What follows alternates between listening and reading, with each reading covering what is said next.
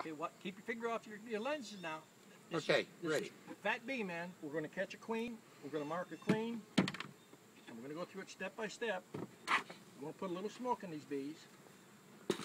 And you want the object to do is try to find that queen as soon as you can.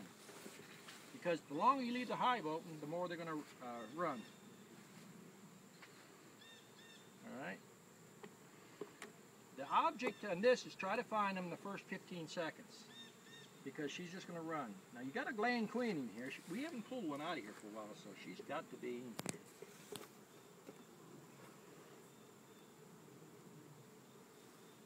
Where you at, queen?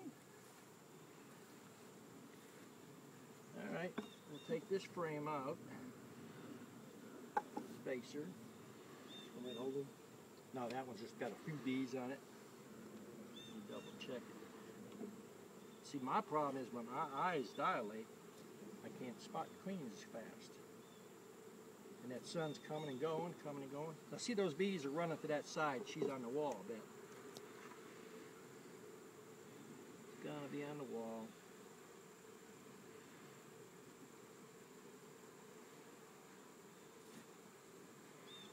All right, we need to look at the wall, so check that one. Let me get this one out of the way so we can look at the wall. See the way those bees, they're circling like the railroad or the wagon train. That's usually what they do when there's a queen on the wall.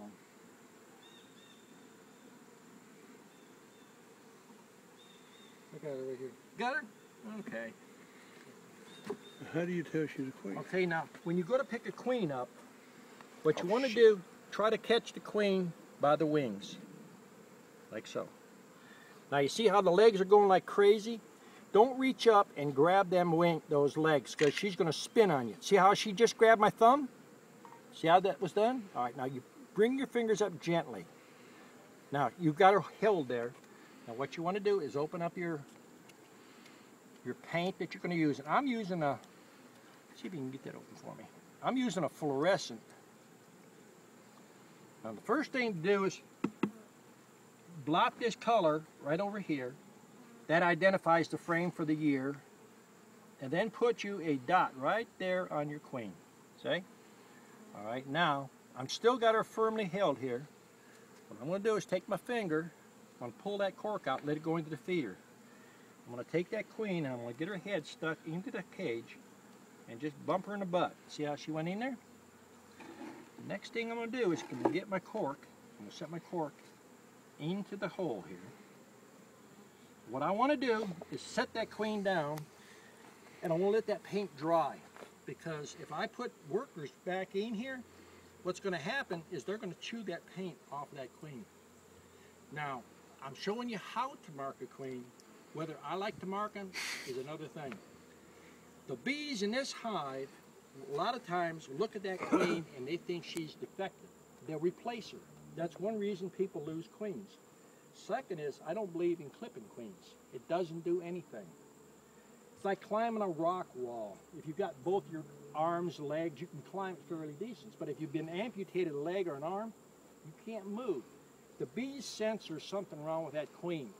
It does not prevent her from leaving the box. If she leaves the box, she'll climb up the nearest tree. There's a reason she left the box. Mite control. You've got a lot of mites, a lot of small hive beetles. Something is not right in the box.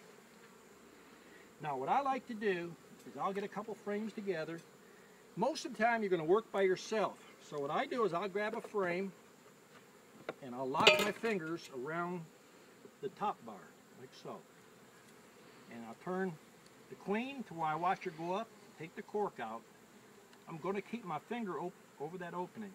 I'm going to reach down here and I'm going to get a bee. I'm going to watch that queen. When she goes up, I'm going to put that bee in there. See? Close it up, get you another bee, watch for that queen. When she turns, put it in. Get you another bee.